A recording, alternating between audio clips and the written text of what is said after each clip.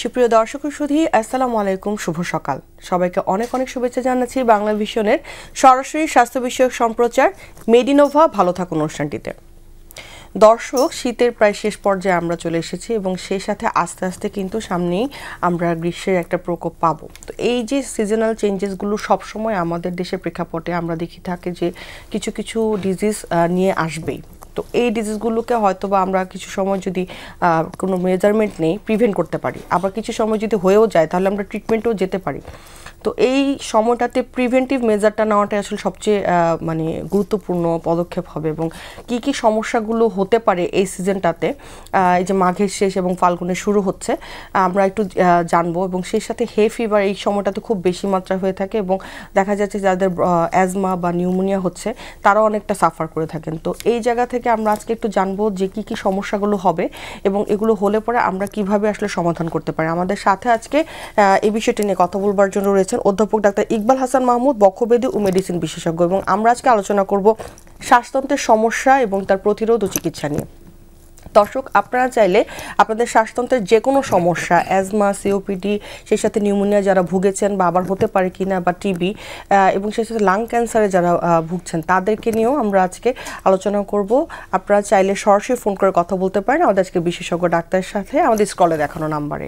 এবং সেই সাথে সরাসরি দেখতে ফেসবুক থেকে লগ ইন করতে পারেন www.facebook.com/banglavision এই লিঙ্কটিতে। চলুন দর্শক, আজকে আলোচনা শুরু করা যাক।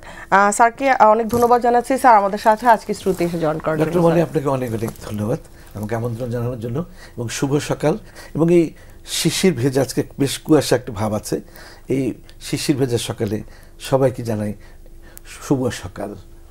স্যার, আমরা সবসময় যখন কথা বলি আপনার সাথে আমরা কিন্তু বিভিন্ন ধরনের সমস্যাগুলো নিয়ে কথা বলি। কিছু স্পেসিফিক কথাগুলো আজকে আমরা একটু জানবো যাতে দর্শকদের জন্য বুঝতে সুবিধা হয় যে তারা আসলে ওই সমস্যাটাতে ভুগছে কিনা, কারণ অ্যাওয়ারনেসের এখনও কিন্তু আমাদের অনেক ঘাটতি থাকে। এই যে শীতকাল চলে যাচ্ছে, অলরেডি আমাদের মাঘ মাসের শেষ এবং ফাল্গুন মাসের শুরু এবং সামনে আস্তে আস্তে গ্রীষ্মের একটা দাবদাহ শুরু হবে।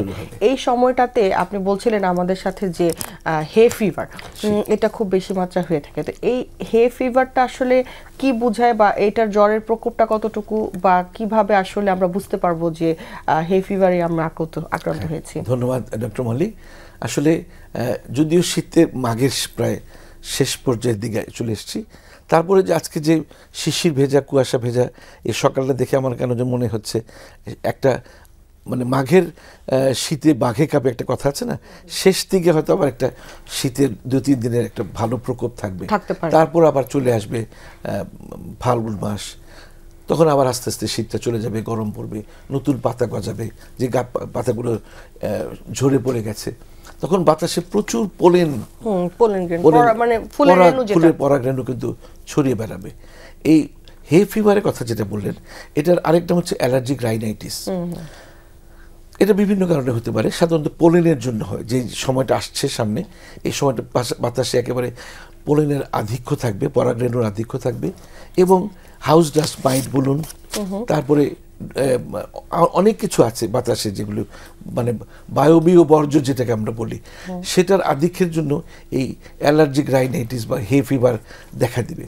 তো হে ফিভার দেখা দিলে দেখা যাবে যে নাক দিয়ে অবিরাম পানি পড়ছে, গলা বসে গেছে, একটা জ্বর জ্বর ভাব, চোখ চুলকাচ্ছে, চোখ দিয়ে পানি পড়ছে, এবং গলা একটা খুশখুশ একটা চরম অস্বস্তি ভাব একটা। তো এগুলো হলো হে ফিভারের লক্ষণ। তো হে ফিভার কিন্তু একটা ইমিউনোলজিক্যাল একটা ডিজিজ, যেটা অ্যালার্জির সঙ্গে জড়িত। এর জন্য আরেক নাম হচ্ছে অ্যালার্জিক রাইনাইটিস। তো এই অ্যালার্জি থেকে তো বেঁচে থাকা খুব মুশকিল, কারণ আমরা এত ছোট্ট একটি দেশ, এত মানুষ গাদাগাদি করে থাকছি, সব কিছু কিন্তু ম্যানমেড প্রবলেম, মানে মানুষের জন্য এই সমস্যাটা হচ্ছে। আপনি এমন অনেক দেশ আছে বাংলাদেশের আয়তনের চেয়ে অনেক অনেক বড়, কিন্তু দেখা যাবে সেখানে 60 লক্ষ 70 লক্ষ লোক আছে। ঢাকা শহরে প্রায় 2.5 কোটি 3 কোটি লোক বসবাস করে। তো এই দেশে তো মানে ম্যানমেড প্রবলেমের কোনো অন্ত নাই, ছড়াছড়ি। সুতরাং যত বেশি মানুষের সংখ্যা বাড়বে, আমরা যে নিঃশ্বাস ছাড়ছি, নিঃশ্বাসের সঙ্গে অনেক বিষাক্ত জিনিস আমরা বের করছি দেহ থেকে। এটা বাতাসটা, আমি বলি ঢাকার বাতাস একটা গ্যাস চেম্বারের মতো হয়ে গেছে।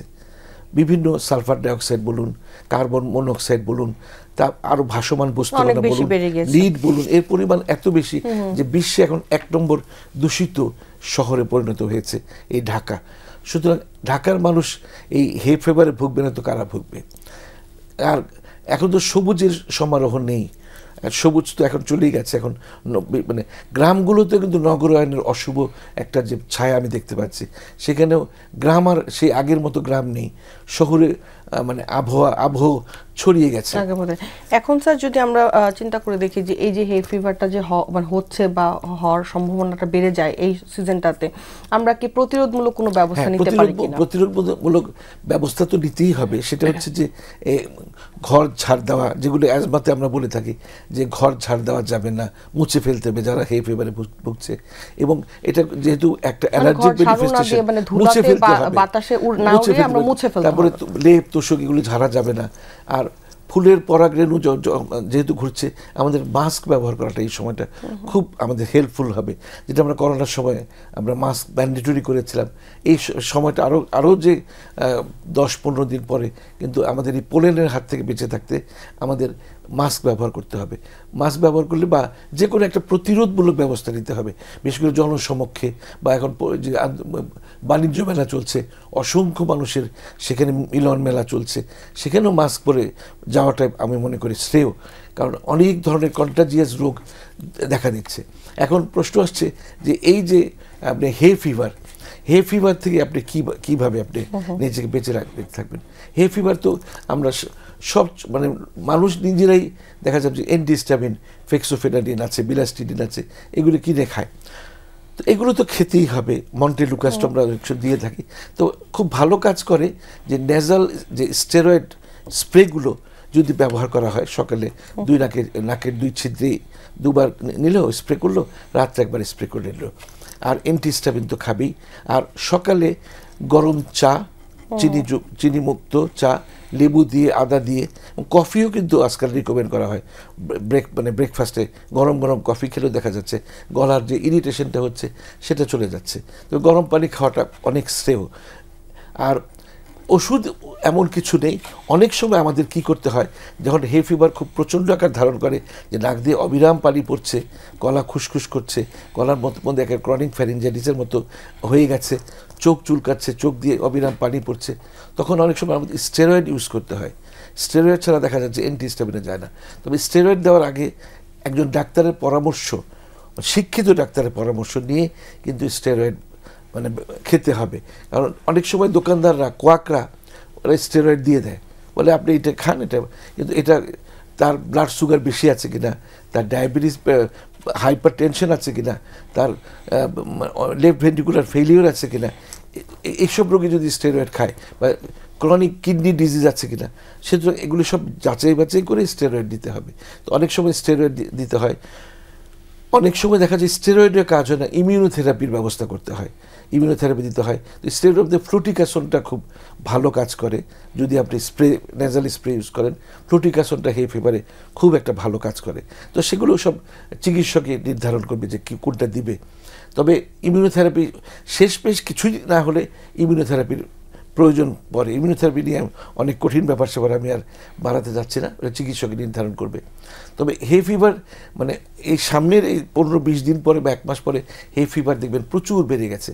এখনই এই যে শীতকালটা, প্রিপারেশন বা এই মানে প্রিভেন্টিভ মেজারগুলো আমাদের এখনই চিন্তা করে রাখতে হবে। আমরা আবারও আসবো আমাদের আলোচনাতে। আমাদের সাথে একজন দর্শক আছে, তার ফোনটা নিচ্ছি। জি হ্যালো দর্শক, আপনার নাম বলে প্রশ্নটি করুন। আমি সাইফুল ইসলাম চৌধুরী, আমি ঢাকা থেকে বলছিলাম। জি হ্যালো, জি আমরা শুনতে পাচ্ছি দর্শক, আপনার প্রশ্নটি করুন। জি আমি জানতে চাচ্ছিলাম যে আমার অ্যাজমাটিক প্রবলেম ছিল, তো আমার অ্যাজমাটিক প্রবলেমের কারণে আমার অ্যাজমাটিক প্রবলেম ছিল। জি শুনতে পাচ্ছি। জি, অ্যাজমাটিক প্রবলেমের কারণে আমাকে ডাক্তার সাহেব ডেক্সিট্রল ইনহেলার যেটা এটা দিয়েছেন। এটা হলো আপনার 2 বার নেওয়ার জন্য খাওয়ার আগে। তারপরে অ্যাজমাসল এটা দিয়েছেন হইলো যদি প্রয়োজনে শ্বাসকষ্ট হলে। তো আর কিছু যোগ করবেন?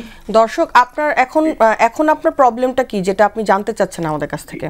আমি জানতে চাচ্ছি যে এটা ওই যে পেক্সিট্রলটা আপনার আমাকে হ্যাঁ বলুন, জি আচ্ছা বলুন। দর্শকের আমাদের বুঝতে সাথে পেরেছি আমরা একটা মানে যেটা ধারণা করছে বেক্সিট্রলটা কি সে নিতে পারবে কিনা বা এই ধরনের কিছু হয়তো তার প্রশ্নটা ছিল। সাইফুল ইসলাম চৌধুরী সাহেব, আপনি বলেছেন যে অ্যাজমার ভাব ছিল, এখন আছে কিনা সেটা বলেননি, তবে আপনি যে ইনহেলারটা নিচ্ছেন বেক্সিট্রল এফ ইনহেলার নিচ্ছেন, এটা খুবই কার্যকর একটা ইনহেলার। কারণ অ্যাজমাতে আমরা অ্যাজমা চিকিৎসা নিয়ে আরও কথা বলবো, আপনি শুনবেন। অ্যাজমাতে কিন্তু হয় কি যে একটা অ্যালার্জিক ম্যানিফেস্টেশন হয়, শ্বাসনালীগুলোতে সংবেদনশীলতার সৃষ্টি হয়ে এটা সরু হয়ে যায়, সরু হয়ে যাওয়ার জন্য তার শ্বাসকষ্টটা হয়। সেখানে আপনি যেটা নিচ্ছেন বেক্সিট্রল এফ ইনহেলার, 2 পাফ সকালে 2 পাফ রাত্রে, তো অবশ্যই নেবেন, ভালো করে শ্বাসের সঙ্গে টেনে নেবেন। অনেকেই করে কি গিলে ফেলে, কিন্তু সে কাজ পায় না। এটা শ্বাসের সাথে নিতে হবে এবং নেওয়ার 2-3 মিনিট পরে ভালো করে গড়গড়া করে পানিটা ফেলে দিতে হবে, কারণ এটা একটা স্টেরয়েড মিশ্রিত ইনহেলার। এটা আপনি যদি গড়গড়া না করেন, ভালো করে কুলি করে না ফেলেন, তাহলে মুখের মধ্যে স্টেরয়েডগুলো জমে মানে থ্রাশ তৈরি হবে এবং তখন খুব ডিফিকাল্ট হবে। অনেক চিকিৎসক বলে দেন না, এটা ভালো করে বুঝিয়ে বলতে হয়। আপনি এটা নিয়মিত কন্টিনিউ করেন। আর যদি এখনও অ্যাজমার প্রকোপ থাকে, যেহেতু সামনের সময়টাতে অ্যাজমা আরও বেড়ে যাবে, আপনি মন্টেলুকাস 10 মিলিগ্রাম বড়ি রোজ রাত্রে একটি করে খেয়ে যাবেন। আর অ্যাজমাসোল যেটা দিচ্ছেন সেটা কিন্তু জাস্ট আরামদায়ক একটা ইনহেলার। যখন আপনার শ্বাসকষ্টটা বাড়বে তখন আপনি অ্যাজমাসোল 2 পাফ নিয়ে নেবেন। কিন্তু এই যে বেক্সিট্রল এফের কথা যেটা বলেন, আরও অনেক প্রিপারেশন আছে, ফ্লোমিস্ট আছে, অনেক কিছু আছে, টিকামেট আছে, একই জিনিস এটা কিন্তু কন্টিনিউ করতে হবে। কারণ এটা নিতে নিতে আপনার শ্বাসনালীর সংবেদনশীলতাগুলি দূর হয়ে যাবে এবং আপনি এক পর্যায়ে ভালো হয়ে যাবেন। দর্শক অনেক ধন্যবাদ আমাদের প্রশ্নটি করার জন্য। স্যার, অ্যাজমার প্রসঙ্গটি যখন আসলোই, আমরা তো হে ফিভার নিয়ে অনেকগুলো কথা বলেছি যে প্রিভেন্টিভ মেজারগুলো আমাদেরকে এখন থেকে নিতে হবে, যেহেতু একটা প্রকোপ সামনে থাকার সম্ভাবনা আছে। যদি অ্যাজমার কথাতে বলি, ওনার প্রশ্নটা ধরে আসি যে অ্যাজমা যদি একবার হয় তাহলে কি আবার সে ভালো হতে পারে? মানে তিনি যে বলছিলেন যে তার অ্যাজমা ছিল এখন নেই, কিন্তু সেটা কি আসলে হয় কি? আমার মনে হয় প্রশ্নটা উনি ঠিক করেনি, হয়তো অ্যাজমা ছিল এখনো আছে। তো মানে অ্যাজমা একবার হলে হ্যাঁ, অ্যাজমা তো মানে শুরু হয় সাধারণত মানে শৈশব থেকে শুরু হয়। দেখা যায় একটা বংশগত ধারার উপস্থিতি থাকে, তার বাবা মা, দাদা দাদি, নানা নানি কিংবা খালা ফুপু চাচা, কারো না কারো একটা অ্যাজমা ছিল, তার দেখা যাচ্ছে সেই শিশুর মানে শ্বাসকষ্ট ভুগছে। তো সে তখন থেকে যদি তাকে চিকিৎসাটা দেওয়া যায়, আবার দেখা যাবে 10-15 বছর আগে ছিল না, 10-15 বছর বয়সে তার শ্বাসকষ্ট শুরু হয়ে গেল, বা মধ্য বয়সে তার শ্বাসকষ্ট শুরু হয়ে গেল। তো আমরা সাধারণত স্পাইরোমেট্রি করে দেখি বা আরও অনেকগুলো পরীক্ষা করে দেখি যে এটা তো একটা অ্যালার্জিক ম্যানিফেস্টেশন। হে ফিভার যেমন অ্যালার্জিক ম্যানিফেস্টেশন, অ্যাজমাটাও কিন্তু অ্যালার্জিক ম্যানিফেস্টেশন। এটা তো ছোঁয়াচে রোগ নয় যে অন্যের থেকে, অন্যের আপনার স্বামীর অ্যাজমা আছে, স্ত্রীর অ্যাজমা হয়ে গেল, এটা তো ছোঁয়াচে না, এটা বডির একটা অ্যালার্জিক ম্যানিফেস্টেশন। এটা দেখা যায় যে কোনো কারণে যদি তার অ্যালার্জির মুখোমুখি হয়, সেটা খাদ্যদ্রব্য হতে পারে, সেটা পরিবেশ হতে পারে, সেটা আর বংশগত ধারার উপস্থিতি থাকবেই। তখন হয় কি, সেই শ্বাসনালীগুলোতে সেই অ্যালার্জেনগুলি ঢোকে, সেটা গরুর মাংস হতে পারে বা বেশিরভাগ হয় হাউস ডাস্ট মাইট। ঘরের কোনায় দেখা যাবে মাইটের ছড়াছড়ি, খালি চোখে দেখা যায় না, একদম ক্ষুদ্রাতি ক্ষুদ্র একটা কীট যেটা শ্বাসনালীতে ঢুকে অতি সংবেদনশীলতা সৃষ্টি করে শ্বাসনালীগুলো সরু হয়ে যাচ্ছে, অনেক মুকাস তৈরি হচ্ছে, শ্বাসনালীগুলো বন্ধ হয়ে যাচ্ছে, একদম সরু হয়ে যাচ্ছে। রোগী শ্বাস নিতে পারছে কিন্তু শ্বাস ফেলতে পারছে না। তখন একটা সাউন্ড হয়, যেটাকে বাঁশির মতো সাউন্ড, যেটাকে আমরা বলি রংকাই। বা অনেক সময় খুব বেশি আক্রান্ত রোগী যখন আসে আমার চেম্বারে, যখন ঢুকে, তখনই একটা সাউন্ড আমরা শুনতে পাই, যে বাঁশির মতো একটা দূর থেকে, যেটাকে আমরা হুইজ বলি, সে সাউন্ডটা নেয়। তো তখন বুঝতে হবে যে খুব বেশি মারাত্মক আকার ধারণ করেছে তার অ্যাজমাটা। এখানে একটা কথা বলি, যোগ করে রাখি, যে সব শ্বাসকষ্টই কিন্তু অ্যাজমা নয়। এই প্রশ্নটাতে আমরা আসবো যে সব শ্বাসকষ্ট যে অ্যাজমা না, আসলে শ্বাসকষ্ট কেন হয় অ্যাজমা ছাড়া, সেটা একটু জানবো। তার আগে একজন দর্শক আছেন, তার ফোনটি নিচ্ছি। হ্যালো দর্শক, আপনার নাম বলে প্রশ্নটি করুন। ওয়ালাইকুম আসসালাম। জি দর্শক, আপনার টিভির ভলিউমটি কমিয়ে দিয়ে তারপর প্রশ্নটি করুন। আমার বাচ্চার বয়স 3 বছর। জি ওর হ্যাঁ জি বলুন। জি জি আপনি প্রশ্নটি করুন, আমরা শুনতে পাচ্ছি দর্শক। যে 3 বছর আপনার শিশুর বয়স, বলুন কি সমস্যা? বাচ্চার বয়স হলো 3 বছর। ওর মানে প্রায় ঠান্ডা লাগে, যে নাক দিয়ে চোখ দিয়ে পানি পড়ে, ওরে ঠান্ডা লাগে এবং বেশ কিছুদিন প্রায় 10-12 দিন করে থাকে। এই সমস্যাটা আমারও আসছে আর কি। তো মানে কি ধরনের ওষুধ প্রয়োগ করা লাগবে একটু বলে আর কি। আচ্ছা, ওনারও আছে এবং বাচ্চারও আছে 3 বছর বয়স। এটা খুব কমন একটা প্রবলেম যে শিশু নাক দিয়ে পানি পড়ছে বাচ্চাদের ঘরে ঘরে এরকম। বিশেষ করে এই সময়টিতে দেখা যাচ্ছে যে হয়তো শিশু খুব ঠান্ডা কোল্ড এক্সপোজার হচ্ছে, ঠান্ডা পানিতে গোসল করাচ্ছে শিশুকে, গরম পানিতে গোসল না করে, বা ঘরের মধ্যে দেখা যাচ্ছে যে অ্যালার্জেনের ছড়াছড়ি। এইটাই মূল কারণ হচ্ছে যে অ্যালার্জেনের ছড়াছড়ি। সেই শিশুটি কোনো একটা অ্যালার্জেনের সম্মুখীন হচ্ছে, তার জন্য সবসময় তার মধ্যে একটা অ্যালার্জিক ম্যানিফেস্টেশন তৈরি হয়ে নাক দিয়ে পানি পড়ছে। তো ওনাকে যেটা করতে হবে যে ঘরটাকে পরিষ্কার রাখতে হবে, বেশি ফার্নিচার রাখা যাবে না, খোলামেলা সূর্যের আলো যাতে প্রবেশ করে। এবং অনেক শিশু দেখা যায় যে ভিটামিন ডি ডেফিসিয়েন্সি থাকে। সে ভিটামিন ডি ডেফিসিয়েন্সি থাকলেও দেখা যায় যে এইসব শিশু সবসময় একটা অ্যালার্জি লেগে থাকে। এর জন্য শিশুকে আমরা ভিটামিন ডি আমরা খেতে বলি। এবং বড়দেরও ভিটামিন ডি ডেফিসিয়েন্সির জন্য, ম্যাগনেসিয়ামের ডেফিসিয়েন্সির জন্য দেখা যায় শ্বাসকষ্ট হয়। এবং অনেক শিশুকে আমি ভিটামিন ডি রুটিনলি দিয়ে থাকি এবং ম্যাগনেসিয়ামও দিয়ে থাকি। তো দেখা যায় যে শিশু বেশ ভালো ফিল করে। তো সবচেয়ে বড় যে আমরা শিশু যে 3 বছরের শিশু যে ভুগছে, তাকে মানে একটা সুন্দর পরিবেশে রাখুন। ঠান্ডা পানিতে গোসল করাবেন না, ঠান্ডা পরিবেশ থেকে দূরে রাখুন। এবং মানে অ্যালার্জি হয় যে অ্যালার্জিদের জন্য অনেক সময় গরুর দুধ খেলেও দেখা যায় যে তার অ্যালার্জি হচ্ছে। সেটা আপনাকে মা হিসেবে আপনাকে নির্ধারণ করতে হবে, আইডেন্টিফাই করতে হবে যে কোন জিনিসটার প্রতি সেই শিশু অ্যালার্জি, সেটাকে দূর করতে হবে। আর ওষুধের তো অ্যান্টিহিস্টামিন তো সব মানে আমরা রুটিনলি দিয়ে থাকি, ইভেন কিটোটিফিনও দিয়ে থাকি। 3 বছরের শিশু মন্টেলুকাস্ট 4 মিলিগ্রাম চুষে খাবে, এগুলো তো দিতে।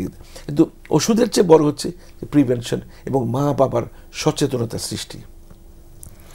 দর্শক অনেক ধন্যবাদ আমাদের প্রশ্নটি করার জন্য। স্যার, অ্যাজমার বিষয়তে আমরা এই কথাটাতে আসছিলাম যে অনেক সময় দেখা যায় কি যে শ্বাসকষ্ট হচ্ছে, তা আমরা হয়তো বা ভেবে নিই যে তার কি হয়তো অ্যাজমা ডেভেলপ করেছে কিনা, বা আসলে শ্বাসকষ্টের সমস্যাটা এই যে অ্যাজমা যে নয়, এটা আসলে আমরা কিভাবে বুঝতে পারবো? আসলে অ্যাজমাতে শুধু শ্বাসনালীর মানে আক্রান্ত হচ্ছে, শ্বাসনালীগুলি অতি সংবেদনশীলতা বা হাইপার সেন্সিটিভ রিয়াকশন হয়ে সরু হয়ে যাচ্ছে, এখানে আরও প্রচুর মিউকাস তৈরি হচ্ছে, শ্বাসনালীগুলো চিপা হচ্ছে এবং ছোট ছোট ক্ষত সৃষ্টি হয়। যত বেশি ক্ষত সৃষ্টি হবে তত বেশি তার শ্বাসকষ্ট শুরু হবে। যে আমার ভাই ফোন করেছিলেন সাইফুল ইসলাম চৌধুরী, সে বেক্সিট্রল এফ নিচ্ছেন। এই স্টেরয়েড ইনহেলারে যদি আমরা নিয়মিত বলি, এবং স্টেরয়েড ইজ দি ট্রিটমেন্ট, আমরা মুখে খাওয়ার কথা বলি না, ইনহেলার, সেই ক্ষতগুলো নিতে নিতে ক্ষতগুলো কিন্তু শুকিয়ে যায় এবং এক পর্যায়ে সে হাইপার সেন্সিটিভিটিটা দূর হয়ে যায়, এক পর্যায়ে সে বেশ ভালো থাকে। 3টে রোগ কিন্তু ডক্টর মলি একদম নির্মূল হয় না। একটা হচ্ছে অ্যাজমা, একটা হচ্ছে ডায়াবেটিস, একটা হচ্ছে হাইপার টেনশন।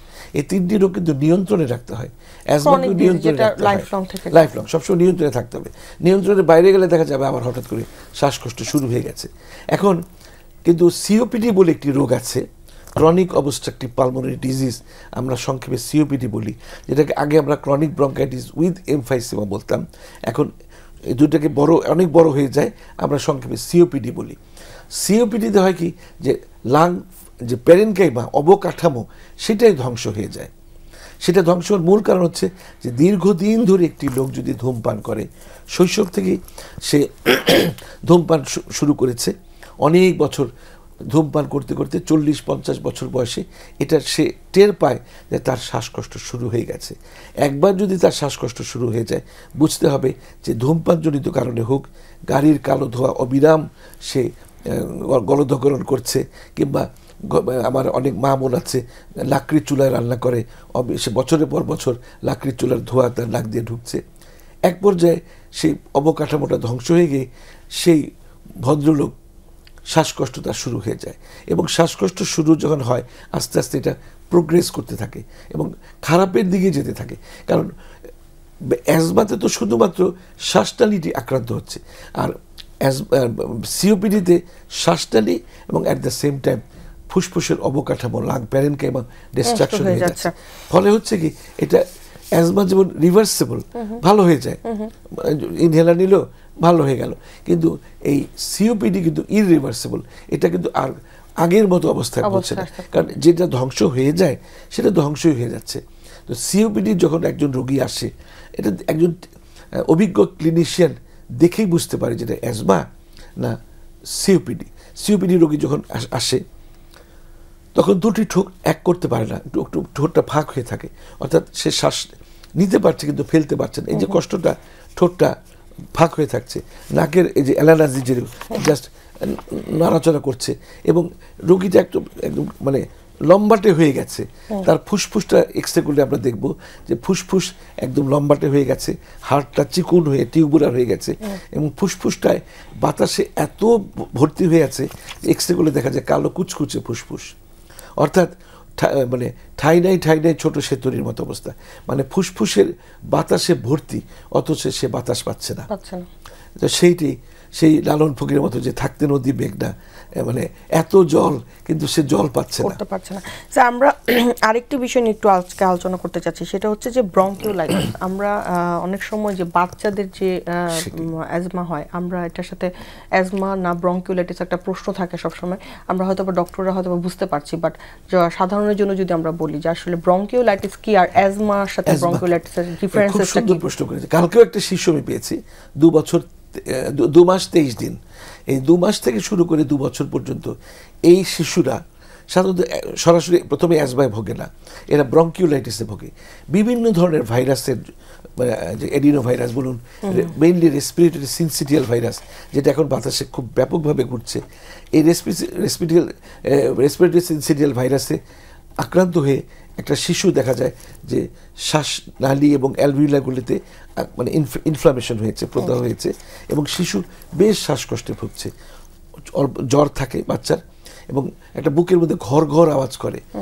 অ্যাজমাতে যেমন বাঁশির মতো আওয়াজ হয়, এখানে ঘর ঘর আওয়াজ করে। স্টেথোস্কোপটা বসালে দেখবেন, এমনি দূর থেকে শোনা যায় যে ঘর ঘর আওয়াজ। শিশু খেতে পারে না, শিশুর একটা খুব কষ্ট হচ্ছে, শিশু বোঝা যায় যে ঠোঁটগুলো নীল হয়ে গেছে, কানের লতিগুলো নীল হয়ে গেছে, নাকের এগুলো নীল হয়ে গেছে। তো ব্রঙ্কিওলাইটিস খুব ভালো মতো চিকিৎসা করতে হয়, সেখানে অ্যান্টিবায়োটিক তো আমরা দিই। আমরা শিশু মানে এক্সট্রিমস অফ এজ আমি বলি যে শিশু এবং অতি বৃদ্ধদের আমরা রিস্ক নেই না, আমরা একটা অ্যান্টিবায়োটিক দিয়ে দিই, কারণ ইনফ্লামেশন তো হয়েছে। অ্যান্টিবায়োটিক আমরা একটা, যদিও এটা ভাইরাল ইনফেকশন, আপনি বলতে পারেন ভাইরাল ইনফেকশন অ্যান্টিবায়োটিক দিচ্ছেন কেন, আমরা রিস্ক ফ্রি থাকতে চাই, এবং এখানে অনেক সময় স্টেরয়েড দিয়ে এই ইনফ্লামেশনটা দূর করতে হয়। কারণ যদি একজন দর্শক আছে, আমরা ফোন নিয়ে এসে আলোচনায় আসছি। জি হ্যালো দর্শক, আপনার নাম বলে প্রশ্নটি করুন। হ্যালো, আমি বরিশাল থেকে বলছি, অ্যাডভোকেট আমিন। জি জি দর্শক, আমরা শুনতে পাচ্ছি আপনার প্রশ্নটি। জি, আমি ওনার কাছে একটু জিজ্ঞাসা করতে চাই যে আমাকে বরিশালের ডাক্তাররা বলছে অ্যাজমা, ঢাকা বড় মোটামুটি নাম বলবো না, বলছে অ্যাজমা। কলকাতা আমি মুকুন্দপুরে যে কবি রবীন্দ্রনাথ ঠাকুর এই যে রিসার্চ ইনস্টিটিউট, ওখানে এক ভদ্রলোককে দেখাইছি, উনি বলছেন যে অ্যাজমা না, আমার সিওপিডি। কিন্তু ব্যাঙ্গালোরের এক হসপিটালে বললো যে অ্যাজমা সিওপিডি না, আপনার অ্যালার্জি প্রবলেম আছে, কিন্তু সাইনোসাইটিসের ইনফেকশন থেকে আপনার শ্বাসকষ্টটা হয়, গরম ঠান্ডা এই শ্বাসকষ্টটা হয়। আসলে এটা আমি একটু বিভ্রান্তের ভিতরে আছি, কেউ বলে অ্যাজমা, কেউ স্যারের কোনো প্রশ্ন আছে কিনা বা তার কোনো হিস্ট্রি আপনি নিতে চান কিনা, সিম্পটমের ডিফারেন্সটা কি? হ্যাঁ, আমি অ্যাডভোকেট সাহেব, আপনি খুব একটা সুন্দর প্রশ্ন করেছেন, যে আপনি আমাদের সাথে লাইনে থাকুন, আমরা অ্যানসারটা স্যারের কাছ থেকে নিচ্ছি। যে স্যার, যেহেতু উনি প্রশ্নটা করেছেন যে একটা হচ্ছে যে উনি বলেছেন অ্যাজমা, আরেক জায়গায় উনি বলেছেন যে সিওপিডি, আরেক জায়গায় উনি বলছেন যে অ্যালার্জিক রাইনাইটিস থেকে, তার সাইনোসাইটিস থেকে এটা হচ্ছে, রাইনাইটিসের কথা বলছেন বারবার, হ্যাঁ প্রদাহ থেকে এটা হচ্ছে। এখন এখানে আমরা স্যার একটু জানতে চাচ্ছি যে আসলে হিস্ট্রিগুলো কোনখানের সাথে আসলে বেশি মিল ছিল? যে অ্যাডভোকেট সাহেব যেটা বলেছেন, অ্যাডভোকেট আমিন বুতে বরিশাল থেকে, তো উনি খুব সুন্দর প্রশ্ন করেছেন যে ঢাকার বরিশালের ডাক্তাররা বলেছে অ্যাজমা একটা এত সুনির্দিষ্ট রোগ, একটা মানে ক্লিনিশিয়ান দেখলেই বুঝতে পারবে স্টেথোস্কোপ বসালে বা আমরা যদি রক্ত পরীক্ষা করি আইজি অনেক বেড়ে গেছে, ইওসিনোফিল কাউন্ট অনেক বেড়ে গেছে, যেটা সিওপিডিতে পারবে না। লাং ফাংশন টেস্ট করলে আমরা দেখতে পাই ইমিউনোগ্লোবুলিন ই যেটা সেটা অ্যাজমাতে অনেক বেশি, অ্যাজমাতে অনেক বেড়ে যায় যেহেতু অ্যালার্জিক ম্যানিফেস্টেশন। সিওপিডিতে এত বেশি, সিওপিডিতে পারবেই না, সিওপিডিতে পারবেই না। আর সিওপিডির মানে এত সুস্পষ্ট রোগ, মানে একটা যে অ্যাজমা, এখানে ভুল করার তো কোনো অবকাশ নেই। অ্যাজমা হয়েছে না সিওপিডি হয়েছে। হ্যাঁ, এখন অনেক রোগী আছে অ্যাজমাতেও ভুগছে, সিওপিডিতেও ভুগছে। আমরা বলি অ্যাজমা সিওপিডি ওভারল্যাপ সিনড্রোম, দুটাতেই ভুগছে, দুটো সেগমেন্টই আছে। কিন্তু অ্যাজমা মানে উনি অ্যাডভোকেট সাহেব যে কনফিউশনে ভুগছে যে অ্যাজমা হয়েছে না সিওপিডি হয়েছে, এটা একজন দক্ষ বিশেষজ্ঞ আমি তো মানে দেখেই বলে দেব যে অ্যাজমা না সিওপিডি, এবং দুটোর কম্বিনেশন যদি থাকে সেটাও আমি বলে দিতে পারবো। এখন আরেকটা কথা উনি যোগ করেছেন যে ভারতের একজন ডক্টর বলেছেন যে অ্যালার্জিক রাইনাইটিস আছে, সাইনোসাইটিস আছে।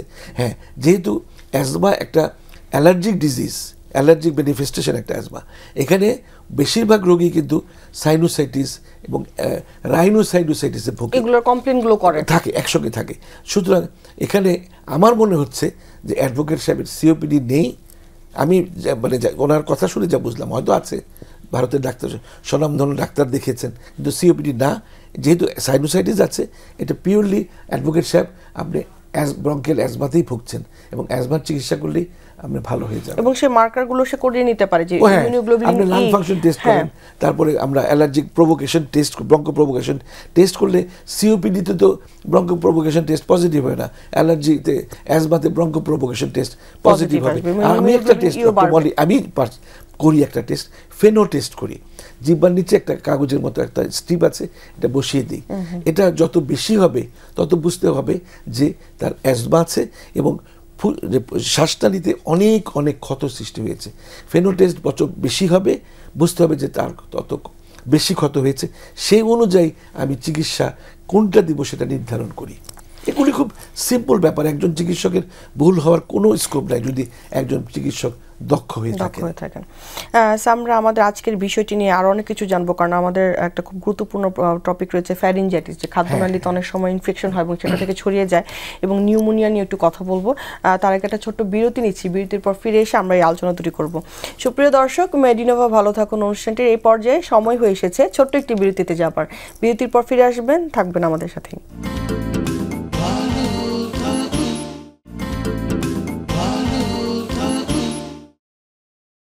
সুপ্রিয় দর্শক, বিরতি শেষে আবারও ফিরে এলাম মেডিনোভা ভালো থাকুন অনুষ্ঠানটিতে। আজকে আমরা কথা বলছিলাম শ্বাসতন্ত্রের নানা সমস্যা নিয়ে, এবং আমরা অনেকগুলো বিষয় কিন্তু অলরেডি আলোচনা করে ফেলেছি স্যার, এবং খুব গুরুত্বপূর্ণ কিছু ভালো ভালো ফোন এসেছে আমাদের কাছে। আমরা একটু স্যার একটা খুব গুরুত্বপূর্ণ বিষয় নিয়ে আমাদের অন্য সময় কথা বলার আজকে সুযোগ আছে আমাদের কথাটা বলার, সেটা হচ্ছে ফ্যারিনজাইটিস বা খাদ্য নালী, যেটা দিয়ে আমরা খাবার খাই, যে নালীটা সেখানে প্রদাহ, এবং এখান থেকে দেখা যায় যে অনেক দিন ধরে গলা ভেঙে গেছে বা ব্যথা বা একটা ইনফেকশন, অনেকে টনসিলাইটিস মনে করে। যে এই সাইন সিমটমসগুলো কিরকম থাকবে বা আমরা পার্থক্য করি কিভাবে আসলে? হ্যাঁ, খুব সুন্দর প্রশ্ন ডক্টর মালি। এই সময়টাতে অনেকের মাঝেই যে গলা বসা থাকছে, খুশখুশি কাশি থাকছে, গলা ভেঙে গেছে এবং পরীক্ষা কাশি, অনেক সময় অল্প অল্প কফও বের হয়, এর ক্রনিক ফ্যারিনজাইটিসে ভুগছে। ক্রনিক ফ্যারিনজাইটিস এখন খুব কমন হয়ে গেছে। ওই যে বললাম না, ছোট দেশ, এত লোক গিজি করছে, মানে জীবাণু তো ঘুরছেই, বিভিন্ন ভাইরাল ইনফেকশন, বিভিন্ন ব্যাকটেরিয়াল ইনফেকশনে আমাদের গলার ভিতরে ঢুকছে এবং ঢুকে ক্রনিক ফ্যারিনজাইটিস তৈরি করছে। এবং আমাদের অনেক কথা বলতে, যারা অনেক বেশি কথা বলেন, যারা শিক্ষক, যারা চিকিৎসক বা যারা পলিটিশিয়ান, যারা ক্যানভাসার, তাদের তো সবসময় ক্রনিক ফ্যারিনজাইটিস একটা লেগে থাকে, গলা সবসময় বসা থাকবে, গলা খুশখুশ করবে, অনেক সময় দেখা যাবে ঢোক গিলতে কষ্ট হচ্ছে। এবং আমি বলি যে এখানে ওষুধের চেয়ে গরম মানে পানি খেতে হবে, চিনি মুক্ত চা খেতে হবে, লিকার চা যেটা বেশি বেশি খেতে হবে। যদি মনে করেন জ্বর এসে যাচ্ছে, তাহলে এক কোর্স অ্যান্টিবায়োটিক, চিকিৎসকের পরামর্শ অনুযায়ী এক কোর্স অ্যান্টিবায়োটিক খেয়ে, তবে অ্যান্টিহিস্টামিন সঙ্গে খেতে হবে। অনেকের সঙ্গে একটু সর্দিও থাকে। ক্রনিক ফ্যারিনজাইটিস একটা ডিস্টার্বিং ডিজিজ, কারণ কথা বলতে দেখা যাবে যে একটা ফ্যাস ফ্যাসে আওয়াজ বেরোচ্ছে, গলা পরিষ্কার হচ্ছে না, অনেক সময় জোরে জোরে কাশি দিয়ে গলা পরিষ্কার করতে হচ্ছে। তো এটা অনেকের মধ্যেই এটা মানে ব্যাপকতা লাভ করেছে এই ক্রনিক ফ্যারিনজাইটিসটা। আমার মনে হচ্ছে এর চিকিৎসা মানে সহজে এটা ভালো হতে চায় না। এটা একবার হয়ে গেলে দেখা যায় নামটাই তো ক্রনিক, ফ্যারিংসের মধ্যে ফ্যারিনজাইটিস হচ্ছে, ক্রনিক ল্যারিনজাইটিস হচ্ছে। এগুলো এই বিভিন্ন ব্যাকটেরিয়া, বিভিন্ন ভাইরাসের সংক্রমণের জন্য হচ্ছে। এগুলো মানে থেকে ভালো থাকাটা খুব হোম মুশকিল হয়ে রেমেডিগুলো পড়েছে। আসলে নিতে হোম হবে। রেমেডিগুলো নিতে হবে সেগুলো, যেমন একটু গরম চায়ের সঙ্গে আদা মিশিয়ে লবঙ্গ মিশিয়ে খেয়ে নিলে দেখা যাচ্ছে বেশ। আগে আমার মনে আছে তুলসী পাতার রস বেটে খেলে কিন্তু এগুলো ভালো হয়ে যেত, কিন্তু এখন অ্যান্টিবায়োটিক যুগে এসব কিন্তু আর কাজ করছে না। আমরা স্যার আজকে নিউমোনিয়া নিয়ে একটু কথা বলবো, এই জন্য যে অনেক সময় দেখা যায় কি যে নিউমোনিয়া হয়ে গেছে কিন্তু আসলে তারা ঠিকমতো জানতে পারে নাই বা ট্রিটমেন্টটা নেওয়া হয়নি, বা এটাতে দেখা যাচ্ছে ছড়িয়ে গেছে, এবং নিউমোনিয়াতে কিন্তু স্যার মৃত্যুরও একটা বিশাল ঝুঁকি থেকে যায়। তো আমরা যদি স্যার নিউমোনিয়াটা সম্পর্কে একটু জানি যে যাদের নিউমোনিয়া হচ্ছে বাচ্চা বা বয়স্ক, সাইন সিমটমস গুলো কি কি থাকে স্যার? একদম শিশুদের বা আন্ডার 5 বছর নিচের শিশুদের নিউমোনিয়া তো খুব পরিষ্কার একটা লক্ষণ থাকবে, হাই ফিভার হবে, তারপরে দেখা যাবে তার নাক বন্ধ আছে, খেতে চাচ্ছে না, আগে খুব প্লেফুল ছিল এখন খেলাধুলা করতে চাচ্ছে না, খাচ্ছে না, অনেক জ্বর, এবং দেখা যায় এই অবস্থায় শিশুকে কিন্তু সঙ্গে সঙ্গে হাসপাতালে নিতে হবে। এক্সরে করলে দেখা যাবে বিগ একটা শ্যাডো হয়ে আছে, এবং শিশু মৃত্যুর অন্যতম কারণ হচ্ছে এই নিউমোনিয়া বা upper respiratory infection, lower respiratory infection. এখন সুখের কথা হচ্ছে যে বিভিন্ন ভ্যাকসিন ইপিআই প্রোগ্রামে দেওয়া হচ্ছে, নিউমোকক্কাল ভ্যাকসিন দেওয়া হচ্ছে, তারপরে ইনফ্লুভ্যাক্সের ইঞ্জেকশন দেওয়া হচ্ছে, মানে ভ্যাকসিন দিয়ে দেওয়া হচ্ছে ইনফ্লুয়েঞ্জা, এগুলো দেওয়াতে কিন্তু শিশু মৃত্যু অনেক কমে গেছে, নিউমোনিয়ার হারও কমে গেছে। তবে যেটা আপনি বললেন যে নিউমোনিয়া জনিত কারণে মৃত্যু, এটা শিশু মৃত্যু যেমন বড়দেরও, আপনি চিন্তা করেন যে বড়দের বেশিরভাগ মৃত্যু যেগুলো আমরা সব মানে সেলিব্রিটিদের মৃত্যুর সংবাদ পাচ্ছি, সুচিত্রা সেনের মতো নায়িকা শেষে মারা গেলেন নিউমোনিয়াতে, মানে বেশিরভাগ মৃত্যুই কিন্তু শেষ পর্যন্ত নিউমোনিয়া হয়ে মারা যায়। নিউমোনিয়া এমন একটা ডিজিজ যে কোনো ধরনের জীবাণু দিয়ে, নিউমোনিয়ার বাংলা অর্থ হচ্ছে ফুসফুসের ইনফ্লামেশন বা সংক্রমণ, প্রদাহ। তো এটা যেমন সাধারণভাবে নিউমোকক্কাল নিউমোনিয়া দেওয়া হয়, এবং অসাধারণ অনেক জীবাণু আছে, অ্যাটিপিক্যাল নিউমোনিয়া আছে, টিউবারকুলোসিস হয়ে নিউমোনিয়া হয়, লাং ক্যান্সার হয়ে নিউমোনিয়া হয়। এবং নিউমোনিয়া হচ্ছে যে ফুসফুসে বড় একটা অংশ প্রদাহ হয়ে মানে প্রদাহ হয়ে আছে।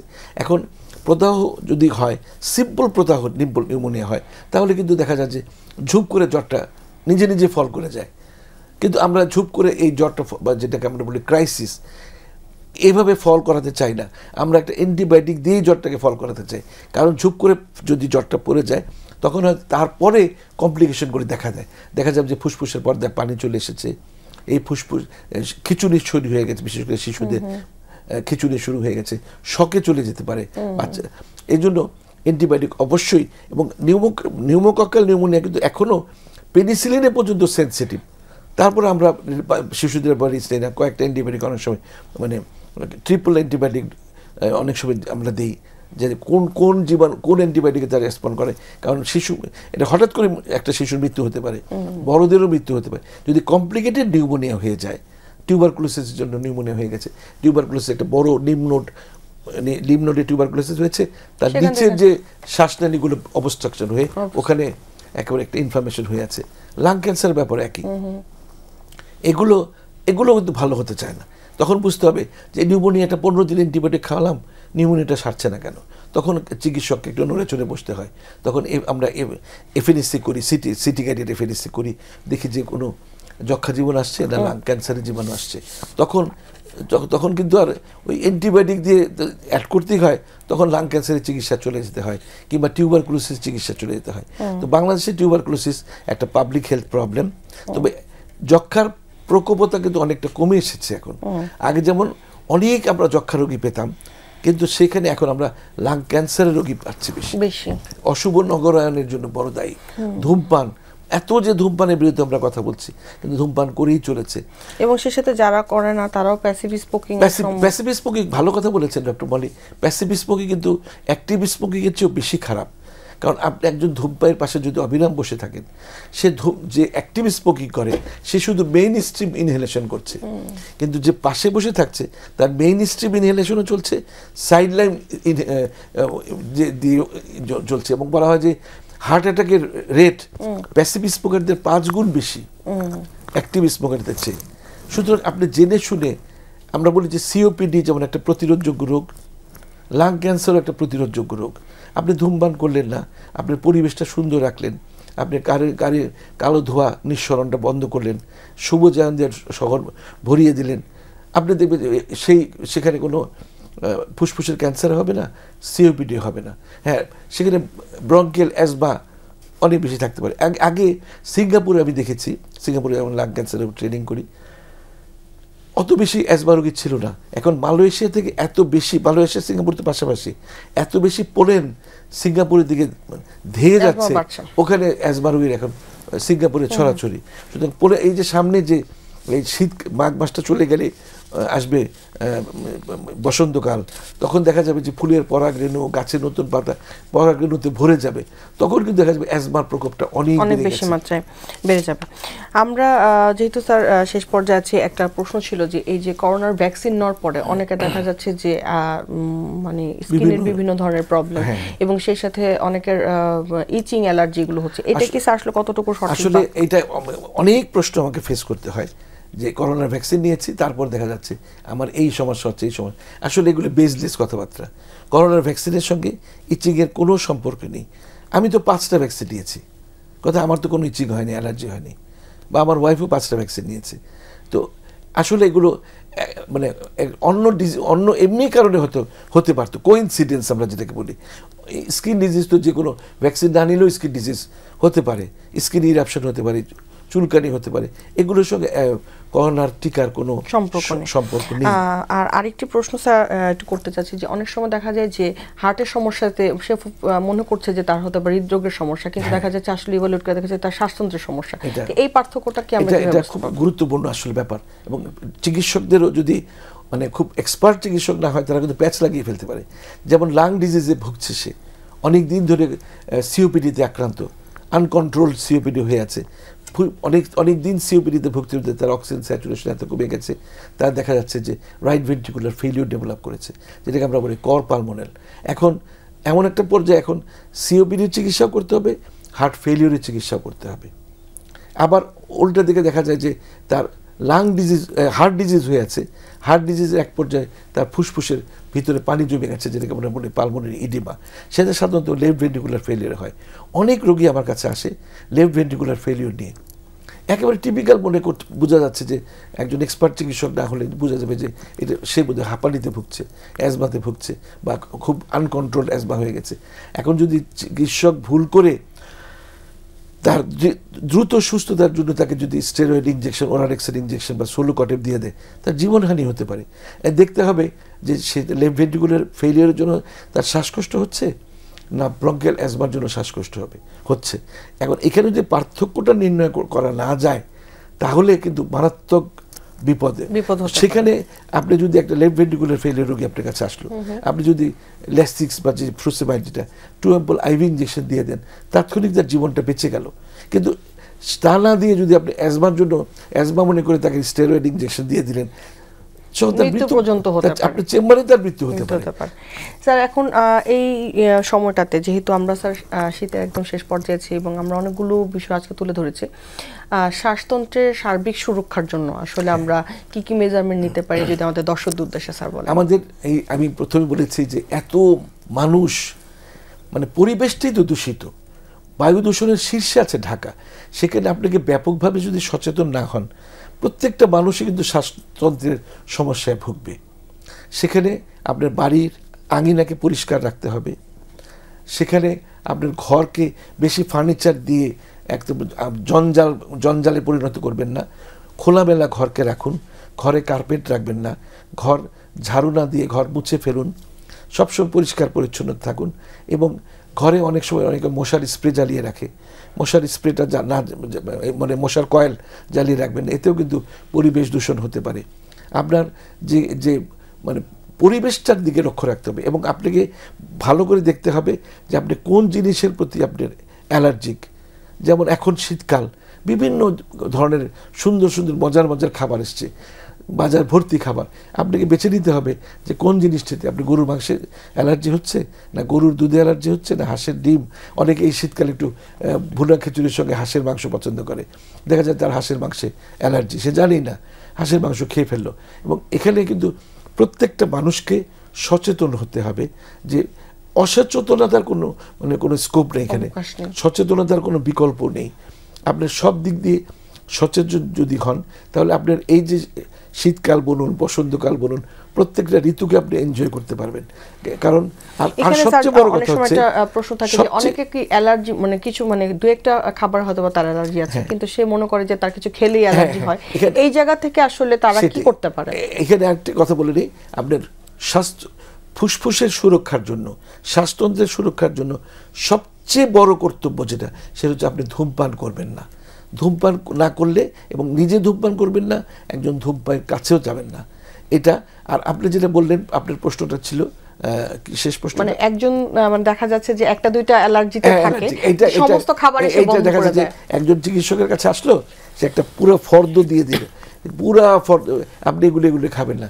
দেখা যাচ্ছে তার হয়তো একটি মাত্র খাবারে অ্যালার্জি, গরুর মাংসতে অ্যালার্জি, কিংবা তার একটা কাঁচামরিচ অ্যালার্জি, কিন্তু আপনি সব খাবার বন্ধ করে দিলেন। আপনি এখানে কিন্তু অনেক চিকিৎসক আছে, কিছু জাস্ট ভ্যাকসিন দিয়ে দেখে যে তার অ্যালার্জিক প্যানেল টেস্ট করে। আসলে অ্যালার্জিক প্যানেল টেস্ট সবসময় মিলে না। আপনি অ্যালার্জিক প্যানেল টেস্টে আসলো যে আপনি গরুর মাংস অ্যালার্জি, কিন্তু গরুর মাংস খাচ্ছেন, কোনো অ্যালার্জি হচ্ছে না, কোনো অ্যাজমা হচ্ছে না, কোনো চুলকানি হচ্ছে না। সুতরাং ইন ভিট্রো ইন ভিভো বলে আপনি একজন চিকিৎসক আপনি জানেন, সবসময় ইন ভিট্রো মানে সেন্সিটিভিটিতে যা রেজাল্ট আসছে হয়তো আপনার ওটা বাস্তবেতে আসছে না। সুতরাং আপনি ভালো জাজ যে কোন খাবারে আপনার অ্যালার্জি হচ্ছে, সেটাকে আপনাকে নির্ণয় করতে হবে। স্যার অনেক ধন্যবাদ স্যার। আজকে আমরা অনেকগুলো বিষয় নিয়ে আলোচনা করছি, শ্বাসতন্ত্রের নানা বিষয় নিয়ে। আশা করি দর্শক যারা ছিলেন উপকৃত হয়েছেন। আবারও স্যার আমরা অন্য একটা প্রোগ্রামে শ্বাসতন্ত্রের আরো বিষয় নিয়ে আপনাকে অনেক ধন্যবাদ, এবং আশা করি দর্শকরা নিশ্চয়ই পরিষ্কার হয়েছেন যে কার অ্যাজমা, কার সিওপিডি, কার হে ফিভার, এগুলো ব্যাপারে আমি চেষ্টা করেছি পরিষ্কারভাবে জ্ঞান দেওয়ার জন্য। সুপ্রিয় দর্শক, মেডিনোভা ভালো থাকুন অনুষ্ঠানে আজকে আমরা কথা বলছিলাম শ্বাসতন্ত্রের নানা সমস্যা নিয়ে। আশা করি দর্শক আমাদের সাথে যারা ছিলেন তারা অনেক কিছু জানতে উপকৃত হয়েছেন। আবারও দেখা হবে আগামী পর্বে। ততদিন পর্যন্ত অপেক্ষায় থাকুন, সুস্থ থাকুন এবং অবশ্যই ভালো থাকুন।